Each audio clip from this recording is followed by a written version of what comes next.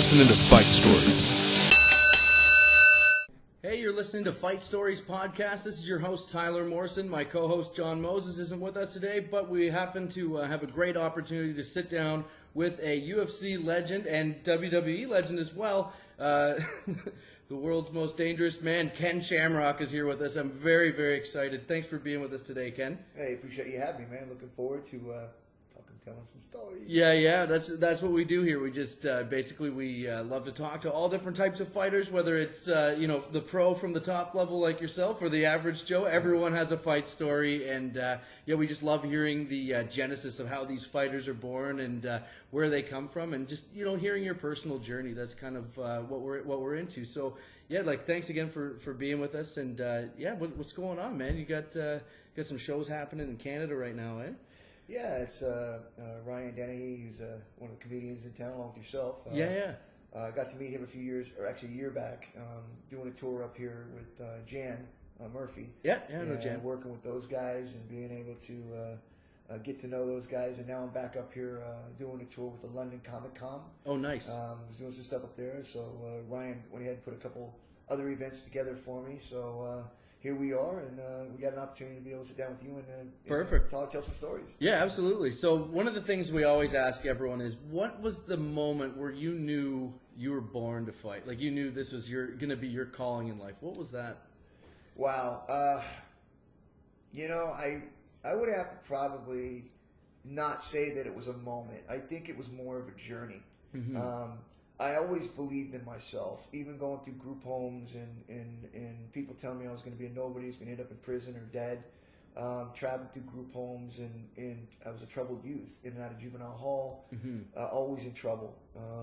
But during those times, I was always fighting and defending my turf, defending things that I had, or defending what people were saying about me with other kids in the neighborhood. And it was quite early on where I realized that I wasn't going to be punked. Like, nobody was going to get into an altercation with me and walk away with me being the one taking all the punishment.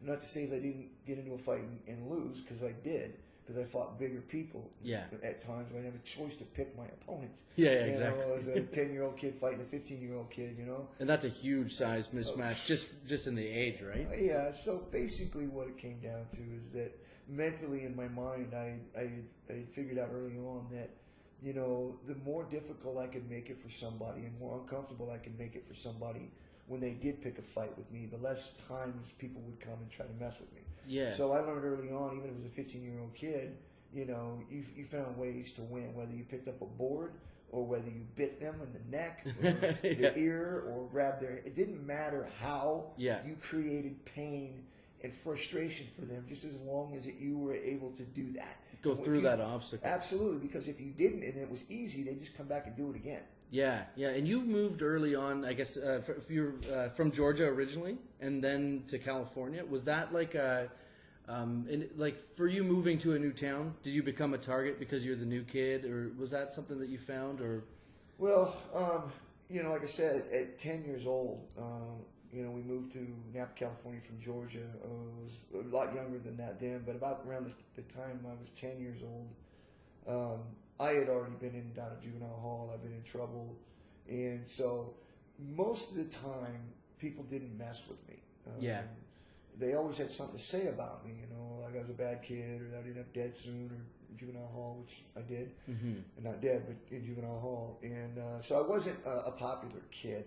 But I was a kid that people didn't want to be around or hang out with or mess with. Yeah. So there's a little combination of everything, right? Yeah.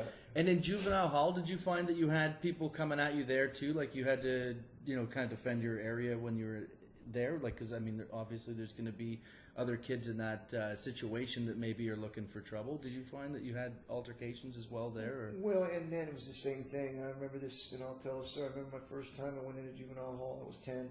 And basically they locked me down because all the other kids were 15 to 17 years old, much older. And so they really didn't get out much to hang out with them. But there were times that I got out to do chores, like clean toilets and clean the sink or whatever. And I was in the bathroom and another kid came into the bathroom and basically grabbed me and shoved my head in the toilet. Oh, shit. Well, because that happened, it was my first times there, what I had to do, and I can't say it here now, but what I had to do was make sure that didn't happen again. Yeah. So I had to go and figure out a way to make sure that kid knew that he wasn't going to get away with that, because I would come back and get him while he was laying down or while he wasn't looking, and I did. I got him, and I made sure that he didn't, that if he ever thought of coming at me again, he better make sure that I'm not breathing, because I will come after him like I did that time. And then next time, I'll make sure he ain't breathing. And I know this is rough talk. Oh, that's okay. But that's how I thought then. That's how we talk on here. but that's how it was when you were in juvenile. That's how it was when you're a young kid and you're dealing with older kids and they come and try to beat you up. You had to make sure you made a point. Send a message. I'm going to get you, and if you ain't looking, this is what happens, because I'll get you when you're not looking, because you're much bigger than me. Yeah, and that also, that when you do that, it sends a message to everyone else too. Sends a message to everyone else too that, you know, you're not an easy mark. This is going to come back around. And well, not only for that guy, because he didn't get out of the hospital for a while, but not only that guy, but everybody else in juvenile hall looked at me and started patting me on the back, saying, "Props, kid. Props, kid." Then I didn't have to be locked up anymore and separated from everybody because I could take care of myself. Yeah, they knew. Yeah. Oh, that's good. That's interesting. Is like definitely. And so that was was that one of your first like major age difference, like altercations or fights that you had, like where you were definitely was he 5 or 7 years older than you? Well, I mean, I was 10 at the time, and this guy was 15 when he went into the bathroom there. So when you're 10 years old, and if you look at this much from a teen, even 13 as far as a 10-year-old, you develop so much more differently. Yeah. So at 15, this dude was a giant to me, you know, and there wasn't much I could do from keeping my head out of the toilet.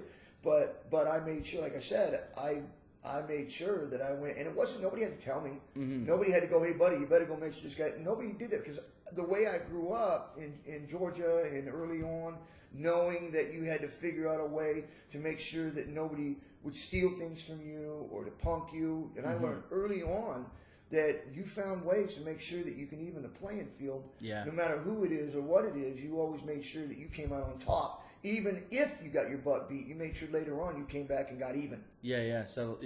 Settle the score, and then people know. Now you had were you the youngest brother, or what?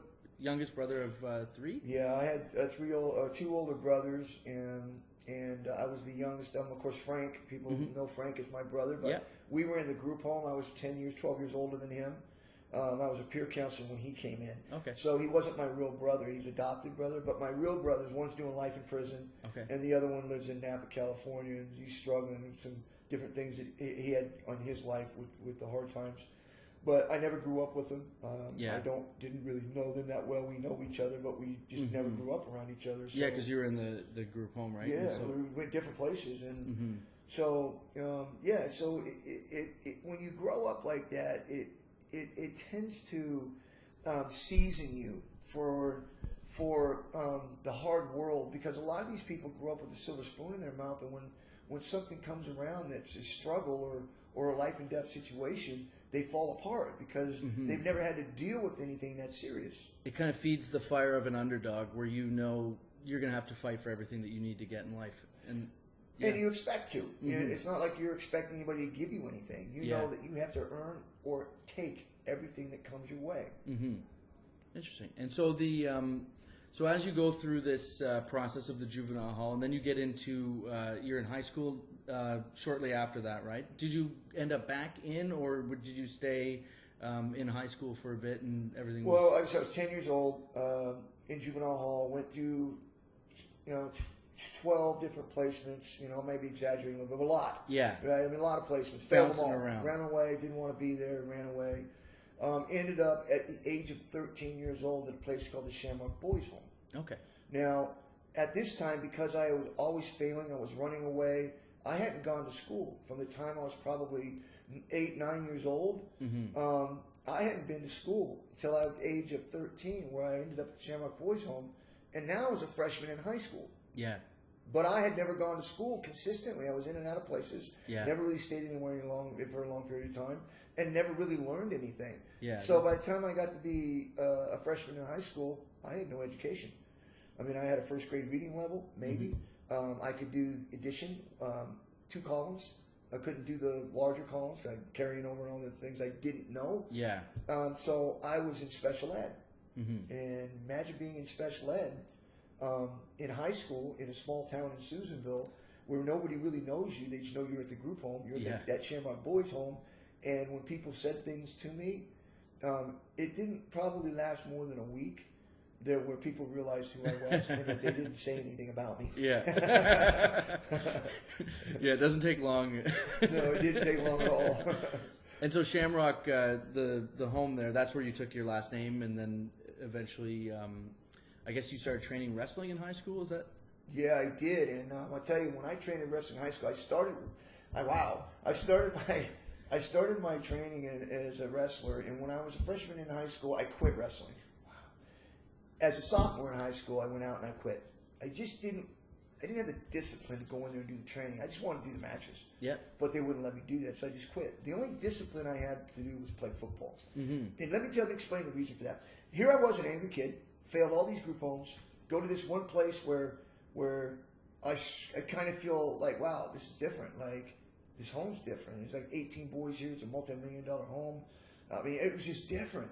And I didn't know whether I would stay or not stay, but it was like, it caught my attention. Mm-hmm. And here's the reason why I started to change was because every other place that I went to was you came in and you were a number, right? And you had chores to do and you'd earn your days. But no one really wanted to deal with why you were there. Like, what were your issues? Why are you always getting in trouble? Well, at the Shamrock Boys Home, the guy that adopted me and my mom, they really started to try to figure out what the kids were doing to get them in trouble. Mm-hmm. And then they would start doing things to help them be successful in life by using the anger and the frustration they had about the things that they were struggling with and turn it into positive things. Yeah. For instance, I was vicious, angry, violent. I would always externally let people know how I felt by fighting. Yeah. Somebody say something, I hit you. Yeah. I was in your face. You knew what was wrong. Yeah. Whereas some other guys, they'd smoke dope and they'd listen to music or they would draw. Yeah, they'd rage out in a different way. You never know what they were thinking. They were angry inside. It would come out through drawing or singing or something, right? Someone else's face was your canvas with the Me, it was like, it was outward, right? Yeah. So he had to figure out, okay, how do we help this kid vent his frustration into something positive? How do we channel that? Yeah, so I tried to do wrestling, but it was really too controlled for me early on. I didn't like all the practices. You could get rough with people, but there was just a lot of things like you couldn't really, I could get angry and just lose it. Yeah. But football, here's a thing where I learned early on, I was like, you're going to give me a plastic helmet, plastic shoulder pads, and you're telling me I can hit these guys as hard as I want? Yeah. Now all I had to do was learn to play within the rules, like the whistle, making sure I didn't go and blow people up before the whistle or be after the whistle, play within the rules, don't get flagged, all those things. And that came in time. I had my moments. But really, when I started figuring out that I became important, the coaches liked me, the parents liked me, the teachers liked me. They didn't like me as a person. They liked the idea of what I could do on the field. You're a weapon for them. Right. Now, and again, the world we live in is about everybody using somebody for something. Yes. But even though they were using me, I was using them. Exactly. Now I had an opportunity to be able to learn. You have social education. Clout. I became relevant. Like, I was important. They needed me. But I had to have good grades in order to be on the football field because that's what my dad set down. He was the owner at the time of the group home. That I had to have a C average in each class in order to be on the football field.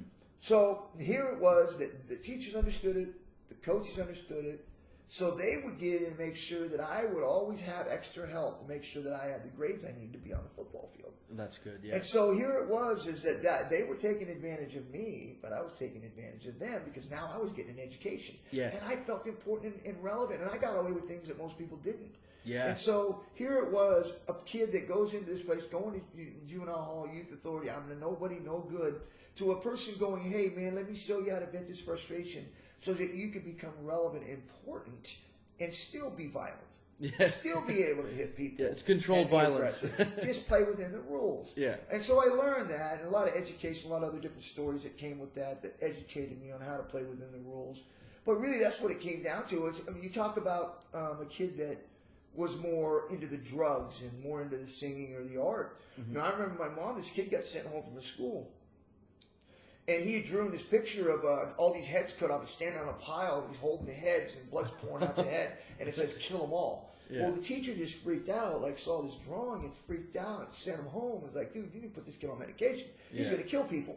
Like, it was a drawing. Yeah. Right? But because, you're talking back, 79, 80, it was like, that kid just drew that picture. They thought that was the devil. But it was good. Like, that drawing was good really art. good. Well, my mom looked at the drawing and goes, hey, that's really good. Right? And like the kid's like, what? Like, we need to get this kid in an art program. Yeah, not the actual, the concept the of content, the drawing, but your lines in the drawing is very good. And so what the moral of the story is that what ends up happening is this kid eventually ends up drawing an addition to the house that they were building on. He was able to draw the addition, teach him how to do all the measurements, be able to draw that stuff together, make the actual thing that was getting him in trouble become positive, like with me. Yeah. The viciousness and the angerness I took out of the football field. Now all of a sudden this anger and this viciousness he had by drawing all these dead bodies and heads cut off now is generating into something positive. Yeah. And now all of a sudden this kid goes to school and becomes an architect.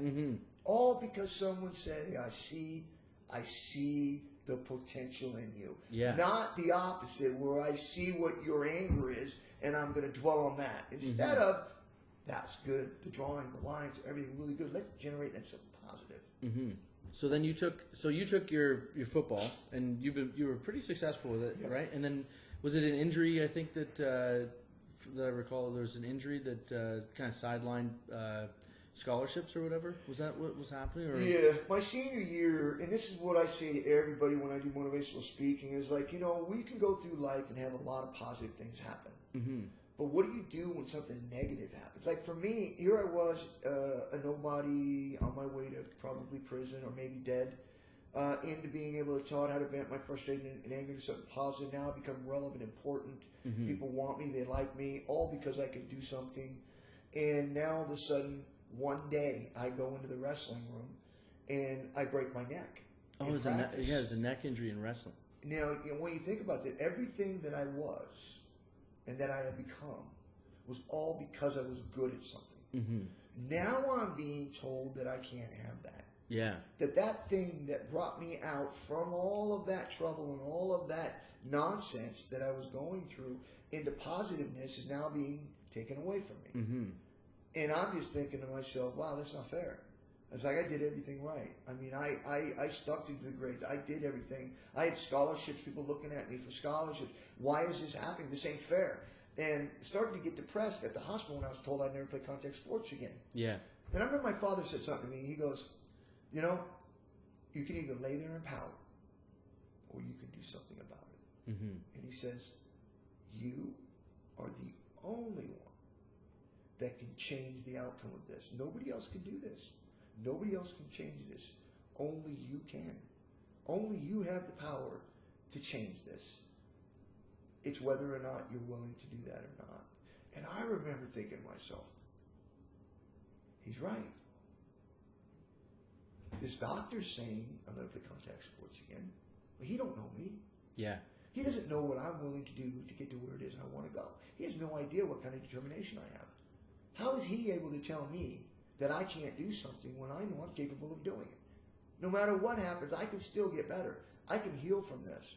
Yeah. It was a broken neck, right? So my dad's not thinking that part of it. He's just telling me, but this is how I took it. So you put the doctor in an ankle lock, right? Yeah, right? No, I needed my neck fixed first.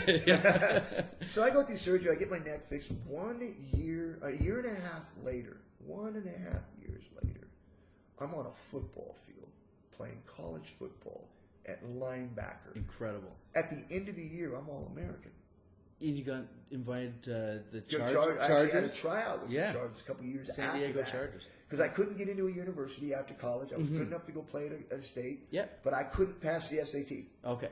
Because remember, I was a special ed. And the teachers helped me get grades, and then I went into junior college, and they helped me with the grades, but I couldn't sit down and take a test to pass it. I understand it. But like elite athletes in school, in high school, do get a little bit of like an extra push from the teacher. I had a buddy. I mean, he was not going to graduate high school and but he was so good at hockey. One of the teachers like, listen, Jeff, you come and take a bunch of scrap metal away from my house, and you're going to graduate. And it didn't help me when in the larger picture. It didn't help me really be able to get to the next level to play college ball and be able to go on and play pro. Yeah. Now, I cut out the state college and went ahead and walked on, had an opportunity to go in with the Chargers, but that time I also had a lot of opportunities to go do something else, which is pro wrestling and then fighting. And this is when you went to Japan? Yes. Amazing. So this is kind of where it all kind of started for you, like the actual like MMA side of it, right? Yeah. You go. I was reading up a little bit about it, but I followed your career. But going back and seeing, I guess you were doing the wrestling thing in Japan, and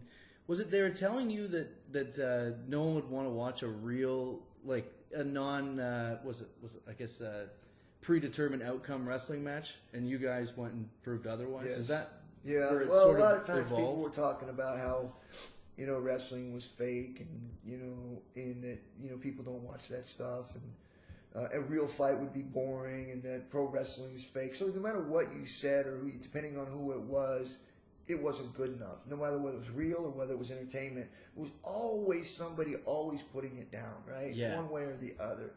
And so we went out and we did this thing, the UWF, where we went out and we actually had real fights, almost in a pro wrestling style. And it took off. I mean, it was huge. And then every now and then they would do these worked fights. Yep. And then half of them were shoots, half of them were worked. You couldn't tell the difference. You couldn't tell the difference between real and which one was. Yeah. And so it went on. That went on for a while. And then me, Funaki, and Suzuki. I remember actually Funaki was the one that came to me and said, we want to start a shoot league where it's real. Okay. And we're going to start the pancreas and start the shooting where it's real. And I'd already shot for real in these other organizations. Yeah. Some of them were real, some of them were works. But was there one I read about this one? There's a guy that was supposed to be not like a real thing, and then he kind of went too hard. And that was in Pancrase. Oh, that was in Pancrase. Yeah, I had, and I don't want to get too much into that because legal stuff. But but there was two times where I had to because someone was sick and had a tooth pulled and other whatever excuses that were made that he wasn't in full strength, so I had to do something, and so I was the one that was able to. I had to do it because I was the champion. I mean, no one could beat me, at least at the time. There's no way he could have beat me, so I had to do that. I was asked to do it, and it's a Japanese organization, and there was nothing. I couldn't say anything to no or But I know that they had mentioned one time about doing some other stuff, and I refused. I said no because it wasn't a Japanese guy. I wouldn't do it. I'd do it if I had to. It would be a Japanese guy. Yeah. Because the organization, okay, if that's what it is, that's what it is. But I won't do it for a foreigner. I would not put a foreigner over like that. And so there was a little bit of that, but like Pancreas, from the beginning to the end, were all shoots. They were all shoots, other than, like I said, that time that I had to do that, and it bothered me. I didn't want to do it, but when the top guy comes down and asks you to do something, it's tough. And what was the culture shock like going over there from being, you kind of came out of. What was like your level of popularity over here before you went over there? Like it was just kind of you got popular over there. And then... I wasn't popular here. I did a few wrestling matches, but nobody knew who I was when I went over there in Pancrase. After we started Pancrase, is where the popularity really started to grow because we were fighting.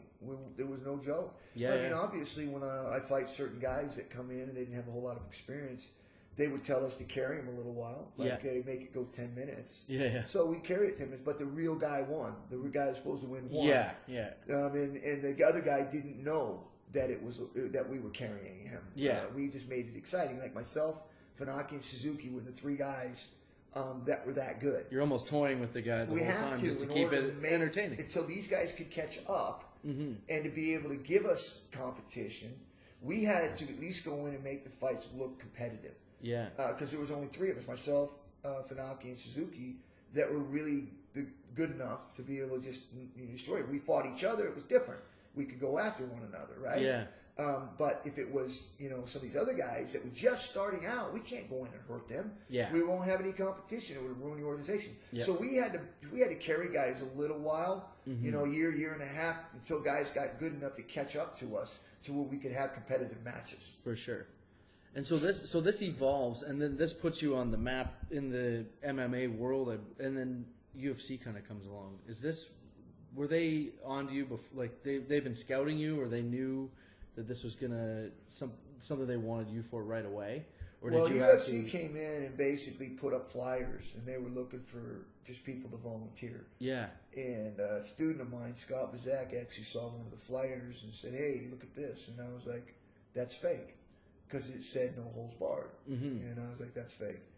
And he's like, "No, this is real." And I was going, "No, that's fake. It's no holds barred. It's wrestling." And he goes, "No, this is real." And I kept looking at him, going, "Dude, don't you know?" He says, "No, this is real. Like it's." And so I called the number, and Art Davies picked up, and sure enough, it was real. I mean, he said anything goes, kick him, punch him, it's all there. I didn't believe him. Yeah, I love how Art Davies gets on the phone with the guys right, like on the early on. You know, you'd probably never be able to reach Dana White just from unless you're tweeting or something. But back in the day, we had Gary Goodridge on the podcast, and he was saying like all of his buddies were watching UFC, and they just see the hotline, they just start calling. They're like, "We got a guy here who can fight," and next thing you know, it's Art Davies on the phone, and so it's really funny the accessibility of the UFC at the ground level and how it just kind of blew up from there. So yeah, just finding fighters. I mean, they imagine how many people they had to flip through to find guys that were legitimate, right? Because I mean, everybody calls in and says they're tough, but now you got to send tapes in. Yeah. I didn't have to do that. All I did is tell Art Davies, "Hey, I'll fight over in Japan." And he goes, "Well, what do you mean?" I said, "I fight over in Japan. It's called Pancrase. Look it up." It wasn't. 30 minutes later, he was back on the phone and said, "You're in." You're exactly what we're looking for. Perfect. And so that first UFC, you go in there. What are you thinking about this whole thing? Like, what are your thoughts going into the first ever? It was a tournament style, right, at the time. Yeah. So, yeah. My thought on it was it wasn't going to happen. Like, I mean, I went from Japan. I defended my title, knocked out Fouquet with a knee. I get on a plane 3 days before the event, and I fly with my crew from Japan to Denver, Colorado. 3 days before the event, it's a mile high, right? So in my mind, I'm not really preparing for a fight. Yeah. I'm preparing for them to say, "Okay, this is how it's going to go." Yeah. Because it's no holds barred. Basically, anything goes, and I'm thinking it can't happen. Seems surreal. Yeah, it can't happen. Not in the world that we live in. It can't happen. And so we get there in this press conference, and I start looking at all these guys, and I'm like, "This is a joke." There's probably Zane Frazier and Art Jimerson, and those were the only two, and Gerard Godot. Those were the only three guys I looked at and said, "Okay, those guys got backgrounds." Yeah. But the rest of them, like even Hoist was walking around in jammies, or gi, but looked like jammies to me, and I was like, "Who are these guys?" It's a motley crew of people brought in from all over the and world, I'm right? like, "What is this? Like, what did I get myself into? A tough man? Like, is this really like?" So as the thing goes on, and I'm thinking to myself, "This is a joke. I'm embarrassed to be here. Like, this isn't real fighters." And as it started to go, we started getting the rules, and all of a sudden my eyes are perking up. I'm like, "This is real. They're going to let it happen." And so I'm thinking to myself, all of a sudden, as I'm starting to get more confident, like, this is going to happen. We're going to do this. This is like a street brawl. And they're going to let it happen. I'm like, "Man, this is great." This then is all of a awesome. sudden, here comes the rules. Oh, okay. No eye gash and no biting. Okay, cool, no problem. Yeah. But you don't get disqualified if you do it. You keep going. It's just okay, cool. Well, here's the part that really got me and also Zane and a few other guys was they started taking away our equipment. Yes, the shoe thing was a big thing for you because that gives you leverage for your wrestling. And grappling, spinning around on the ground, it gives me traction. Obviously, if you train without it, you learn how to do that. Obviously, I did. But to have it taken away the day before the event and not ever being able to go without them. Yeah, you need to train with it to get like used to the on canvas. Ice. To get used to the canvas. Yeah.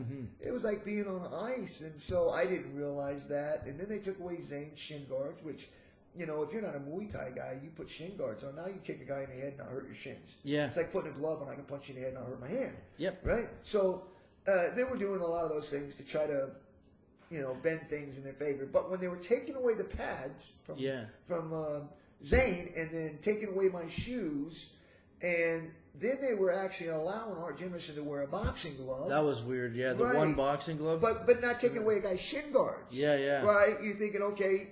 Yeah. But now they're letting a guy wear the hand. It's like, okay, well, what's going on here? Yeah. Then the gi was allowed. they allowed Hoist to wear the gi. Yep. So you look at it and you go, wait a minute, they're trying to spin this in his favor. Mm-hmm. But to me, because I was so cocky and so confident, I just ignored it. I just said, I'll beat him anyways. Yeah. Not knowing how that slippery it could become a factor in the fight. And it did become a factor in the fight if you've Because followed the when I history tried of to it. sit back for the legs, my feet were slipping. I couldn't get grip to push off in order to get him off of my back when he was trying to get the choke. And I was literally, my feet were slipping trying to push out, and I couldn't get out. Yeah. So that allowed him to be able to finish that choke. Mm-hmm. So it did become very significant. So that's why the next fight, when I fought him, that's why it was so different, because I was able to prepare for him this time, and I beat him up. And you have like a mental edge going in. There's no surprises. There's no variables. Other than them putting in a time limit. Yes, they did do that. The 30 which saved his butt. 30-minute time limit, because you prepared for like a 3-hour fight. Yes. Yeah. So that gets so the second. So that's was that the second UFC or the third one that you went against him the second time? I think it was 3, maybe it was 5. I don't remember. I broke my hand because I couldn't go in number 2. Yeah. See that one right there? Yes. That's what I broke. And it was in training with Vernon. And, wow. If you're listening to this, it's a big man. It's like a sixth knuckle on the back of my hand. Yeah. The backhand somebody is like punching with my knuckles. Oh man. Yeah, that's a big thing. But at first I broke it with Vernon, and then I broke it against Brian Johnson the second time. Lead singer of AC/DC? Yeah, right. Tough kid. Yeah. But, so that's the reason why I have so much, frustration towards Hoist as a person. Yeah. Not as a fighter. I think what he did was tremendous. I mean, he was phenomenal. But I don't respect him as a person because when we did our third fight, and he kneed me in the groin. His comment was, "Well, you should have known, man. That's the way we used to fight." And I was like, "Yeah." Do you feel that he was lobbying for those rules to be in his favor before these fights, and that's why he was able to get away with? Like they allowed that? I think he was, especially when the time limit came in. You could see the outcome of the fight. Yeah. If there wasn't no time limit, he would not have made it. He wouldn't have won, yeah. He wouldn't have made it. He didn't win anyways. Yeah. But he wouldn't have made it out of the ring, right? So I think they knew ahead of time that I wasn't a guy that was going to get tired. I already had a 46-minute fight under my belt. So they knew I was a guy that could go the distance, that I could continue to keep fighting for a long time. Yeah. And his only way of getting out of it was to bring it to a draw without losing, even though he lost. But it was because there's no judges, it's put down in the record books as a draw. Yes. So they saved face. And I think that's why they did it, was to protect themselves, that if it did go that far and that I was fresh, my strength would overtake him. Yes. That he would be able to stretch it out far enough into a draw. And he was able to do that. Even though he got beat up severely, it's still a draw. Yeah. So this continues, UFC continues to evolve, rules kind of changing, shaping itself into what it's kind of become. Right. Gets a little bit closer to that. How do you find competing in it in future installments? Like as you become, you're the guy that you're the guy. People know you. I feel like out of all those people, you were definitely the most marketable star out of that, especially out of that era. Face. You're the face, yeah. and I mean, my brother and I, we used to rent it on VHS back in the day when we were kids. We knew Ken Shamrock. People knew you. First person to be put on a cover of a UFC cover. I was the first one to be on the cover. That's amazing. And so you keep fighting in this. You beat Dan Severn was a big Dan Severn. After he came out of the Ultimate, I choked him out. Beat him. And what was it like fighting Severn? Like, because he's a wrestling background too, right? So it was kind of, you have that skill, but you also have these other skills that you've acquired. Right. Do you find that he was more one-dimensional in that phase, and you were able to, because you had multiple martial arts? There was no way he could beat me. Yeah, I knew that. I mean, I was so confident going in that fight, even though I wasn't favored. He was, because he won the Ultimate, and I was the champion, sitting at the champion. And I fought whoever won the Ultimate. Yeah. And when he was coming in my mind, I was like, he can't beat me. He's like, the only way he can beat me is I trip and fall down and break my arm or something. He's like, he can't beat me. Because what he's going to do, wrestle me to death? It's like, wrestling, you just lay on guys, right? You can't pin me, because if you pin me, it don't mean you win. So I'm thinking to myself, how is he going to beat me? Because he's not going to be able to maul me and just beat on me. It's not going to happen. And that's the earlier version of UFC, definitely where you start seeing the mixed martial arts take over the one-dimensional unless someone's a really good puncher. Right, Standing right, up, exactly, right. And he wasn't. Like I Yeah, said, he didn't have that. No. And so I was just saying to myself, he can't beat me. So I was very confident going into that fight. Was there anyone from that era that you were particularly wary of for any reason? Maybe just a stylistic difference, or it was just he was a No, there was like I said, I was so confident. That's good. In Yeah. my skills that the only time I ever got worried about a fight was when I started getting injuries and I couldn't train the way I needed to. I knew I wasn't prepared. So it wasn't about the other fight, it was more about me. Yeah, you don't want to be thinking about something that's, Right. what if I do this, I can't do this. Or I didn't train hard because I was injured through training. Yeah. I didn't get good workouts in. I'm going into this fight not prepared. Of course. And so that was a lot at the end of my career. There was a lot of my thoughts like that. Mm-hmm. And I was just walking in very timid and not confident in my abilities. It's a totally different beast. Yeah, to be able to be prepared as, you're a warrior going in there. And, yeah, you don't want to have those handicaps, You don't want any doubt, man. Exactly. No doubt. And early on in my career when I was fighting and winning and champion, there was nobody who could beat me, not even Hoist. In your head going into a fight, you just go, I'm going to go right through this guy. Yeah, That's your I would mindset. win. There was no way a guy could beat me. Just Mm-hmm. none. And even with Hoist, once I figured the gi out, I was like, "There's no way he could beat me. Yeah. He can't beat me because he can't outlast me. I'm better shape than him. I've already proved that. Yeah. That I'm in better shape than he is, and that his submission skills are not any better than mine. Even though I've been doing a lot less than him, but my level of submissions are so much better. Yeah. That there's no way he can outmove me, outmanipulate me in the submission area. So there's no way he could beat me. So I was able to pound on him and beat him up for 36 minutes without even worrying about a submission hold. Yeah, Sitting in his guard, sitting in his wheelhouse, that's where he's supposed to be the best. Yeah, and so through this whole process, you're the top dog for a while there, and then when did you switch over to Pride? Was that after you went to WWE, or was it during? No, it was after I'd gotten out of there, and I had actually worked a contract with Pride for a 3-fight deal. Okay, so it was after WWE. Yes. So you go to WWE next, and was it because of an injury or just No, because it was because they couldn't pay me. Oh yeah, they were running out of fumes there, and then WWE obviously is the safe bet to go in. And to be honest, I think that helped popularize you even more to the mainstream. That made you much more bankable. Not just and me, everything. but the world of mixed martial arts. Of mixed martial arts. When I remember when it happened, it was very cool to see that crossover. Yeah. And no one had done that before. I believe that's an innovative move.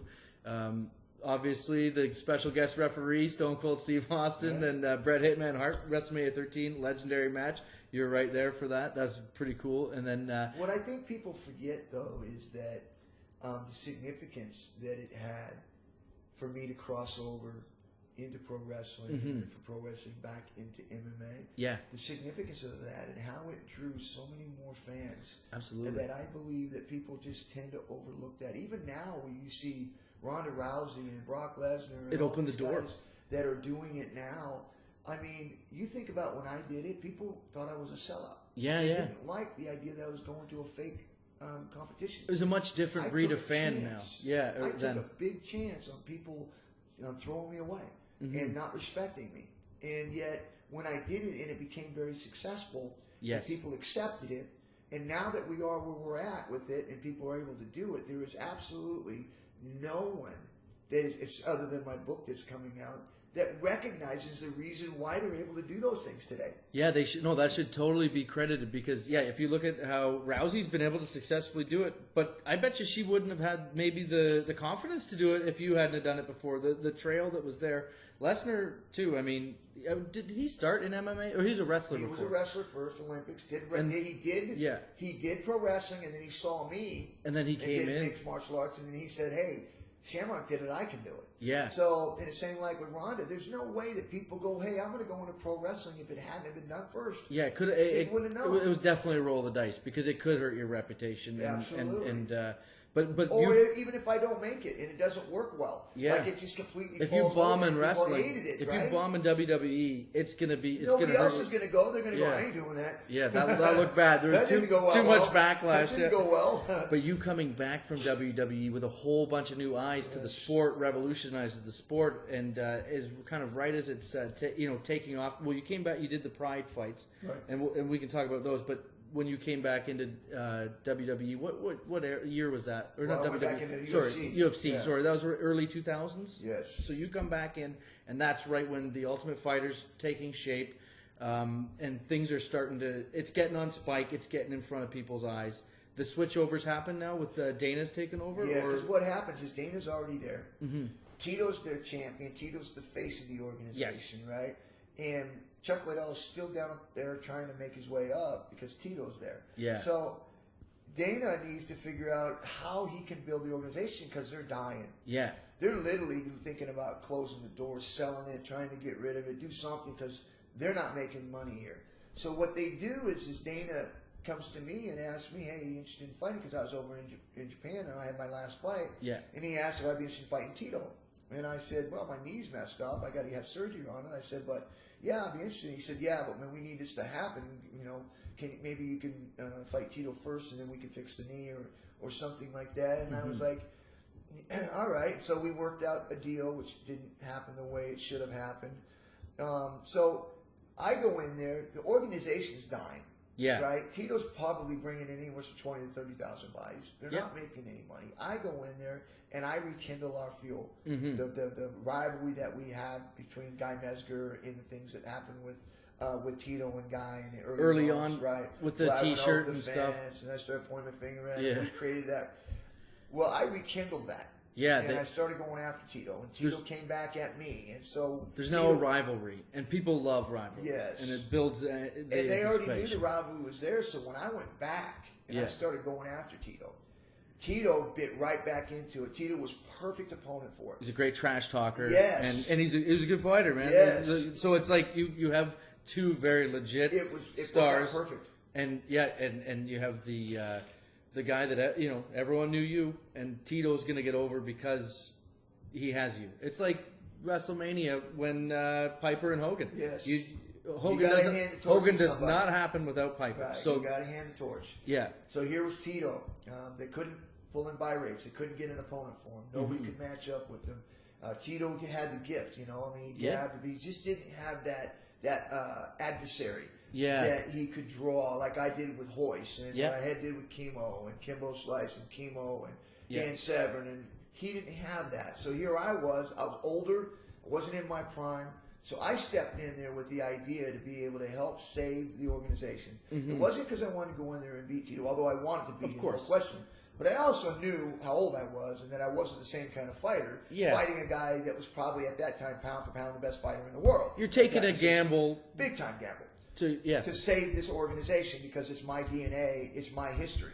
You helped make it, and it helped make you. Yes. Same thing as the group home helped make you. That's or the football helped make all that. It was an idea that here was Tito and me, and we started putting it together. And by the time that we did our first fight, Best Damn Short Stroke Coach basically gave us Rivalry of the Year.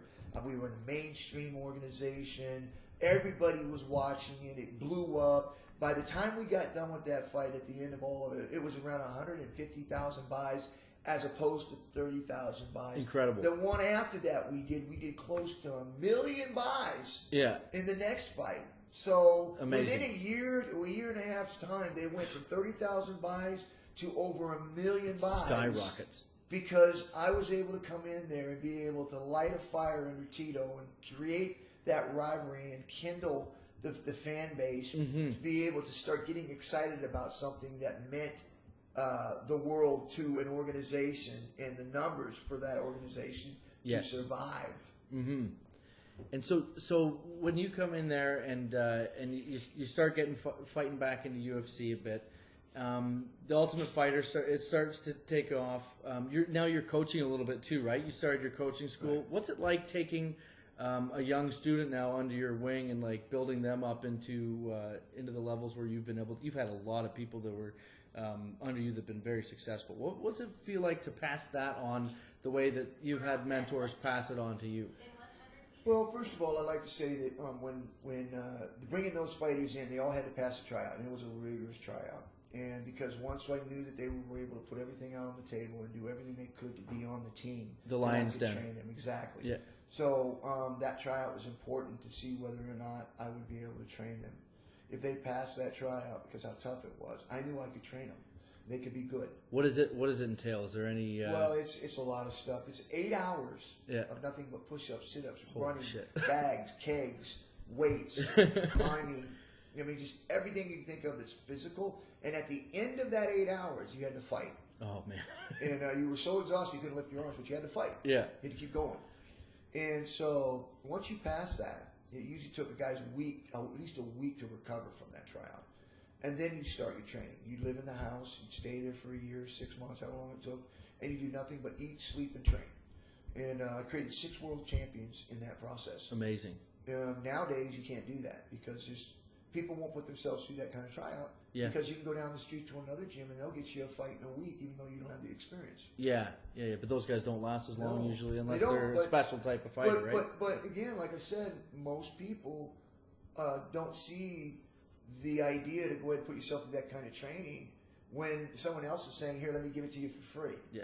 It's like, hey, do you want a Navy SEAL badge, right. or do you want to actually go through? But you're not going to actually have to earn it. Yeah. But I'm going to give it to you. Yeah. 90% of people are going to take the shortcut. So looking back on your career, is there any? Just a couple questions I have. Is there any regrets that you have in terms of fighting someone? Is there something that you did that you maybe took it too far, on or off or outside the octagon? Is there anything where you feel like maybe you put a thumping on someone too hard or whatever? Just curious about that, because I mean, I get a question all the time about what would you do differently and this and that. And the thing is that we don't have that. We don't have that option. It's not an option. And to be able to try to dream about something like that only gets you into trouble. Yeah. We live life and we make mistakes and we have to move on. To me, it's more about when you do something and you make that mistake, how do you come back from that? How do you recover from that? How do you make it better? And really, that's the question, is about, listen, you make mistakes, but you got to move on, and you can't dwell on that, even though it may have been something really bad. Yeah. But you got to move on. And you did it. You pay for it later, whatever your thoughts and your beliefs are in the afterlife or whatever it is. Your time will become when you pay for those things. But in life, you've got to let it go, and you have to move on. Don't make the same mistake again. Don't let it happen again, because you've already experienced it. You know how, and you know what not to do. That's great wisdom, especially like on this podcast. Sometimes we don't have very good wisdom. Sometimes you get a little dicey on here, but thanks a lot, Ken. So much for that. Is there?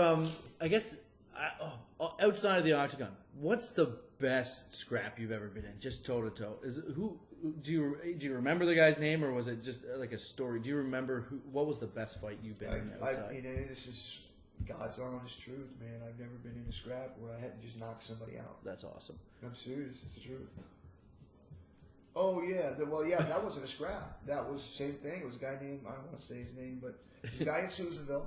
The guy was probably 260 pounds, about 6'4". There was this girl that I had been going out with, not serious or anything. It was just kind of just sporting her. And so we're driving, and me, two of my friends are in the car. And one of my friends, Billy Burke, the other was Rick Radosovich, and I'm driving my dad's 57 Cadillac Eldorado B Rips, completely restored. Yeah. We're going to this party, and also this truck's in front of us, right? So we're driving. All of a sudden, I see this truck stop. And all of a sudden, this dude gets out. It's Ron Sanchez. I've said his name.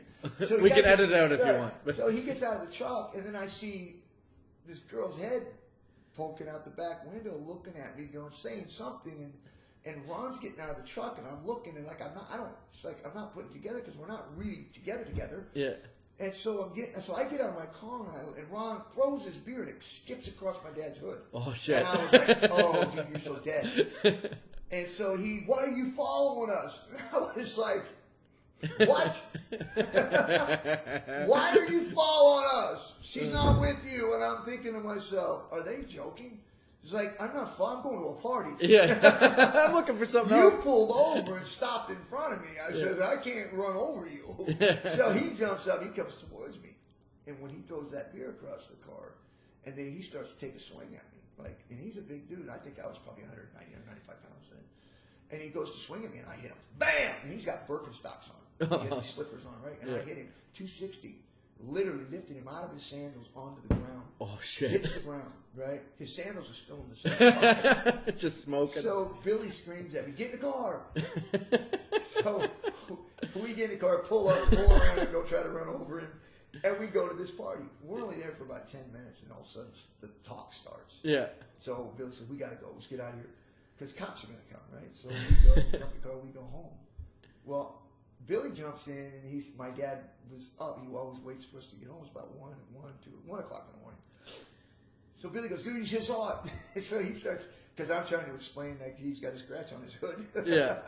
So Billy said, oh, you got to see it, because I was talking the whole time. I'm going to explain it. Just tell him. So Billy jumps in and goes, hey, man, you should have saw it. Ken got out of the car, and Billy ran through a beer and skipped across the trunk of his car. And as he heard that, he kind of lit up a little bit. He says, but then Ken knocked him out. And he was like, okay.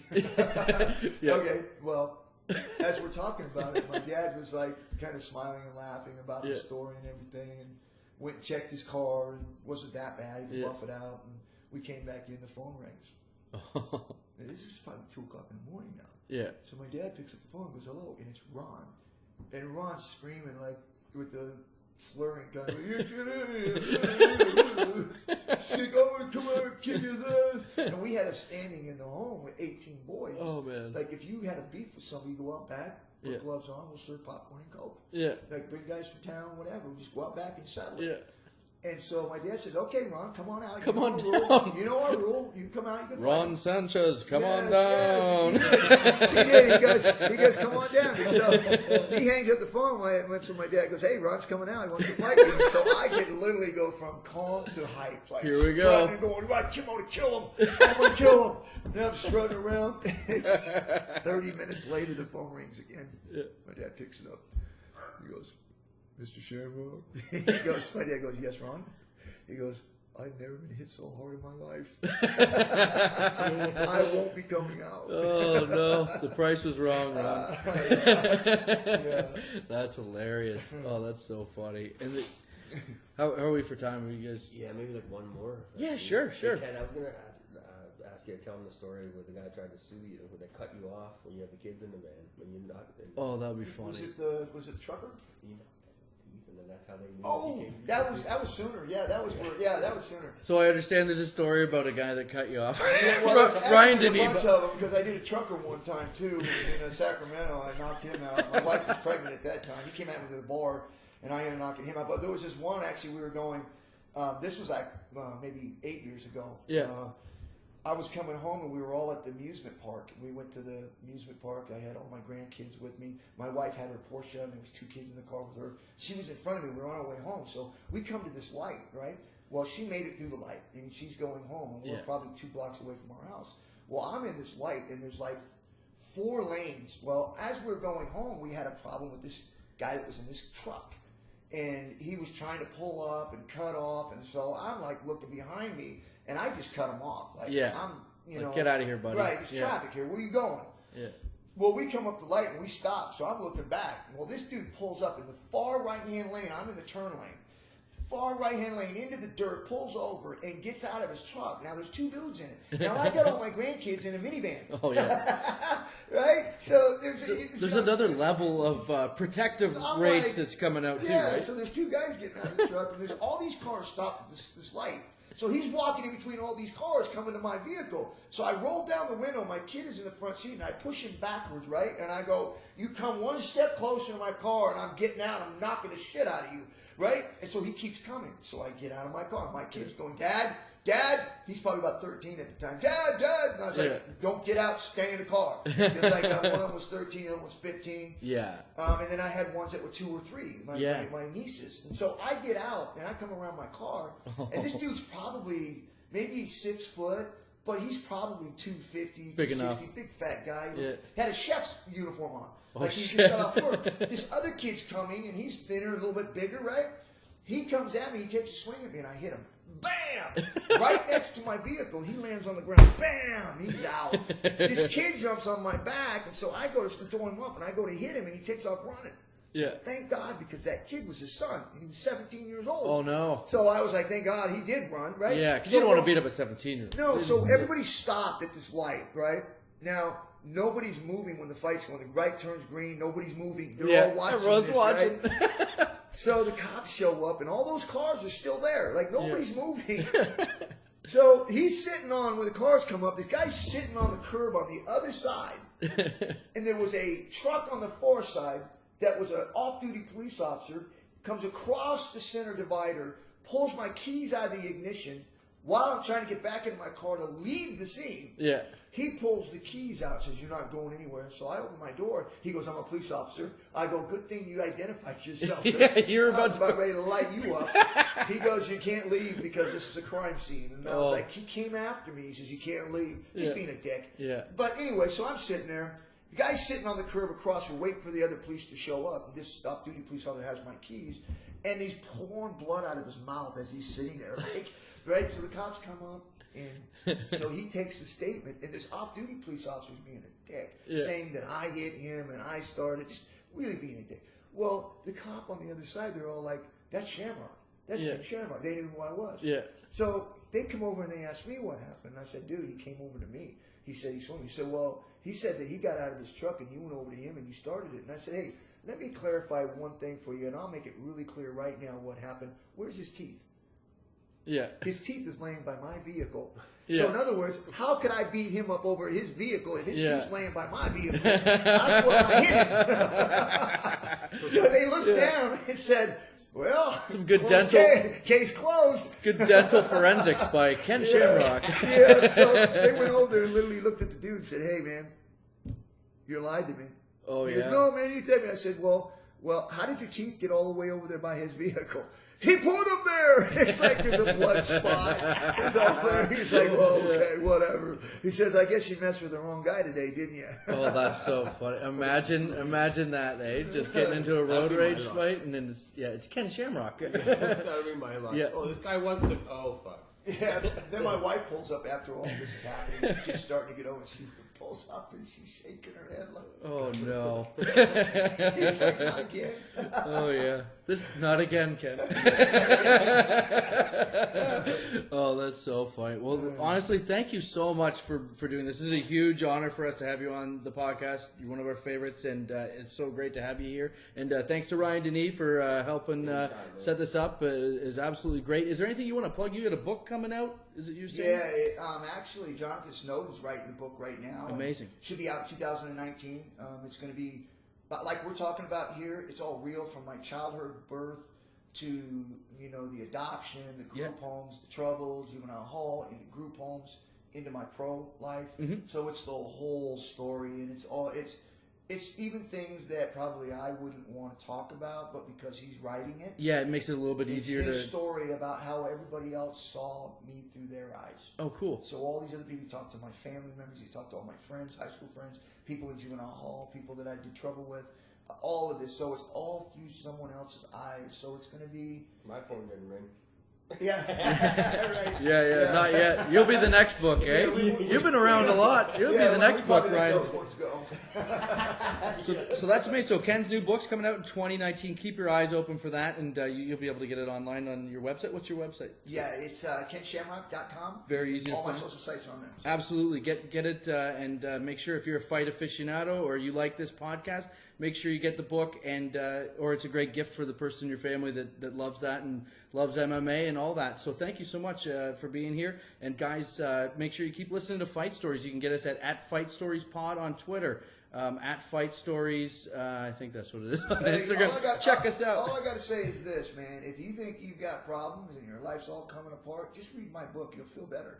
Yeah, absolutely. Yeah, it'll get you through.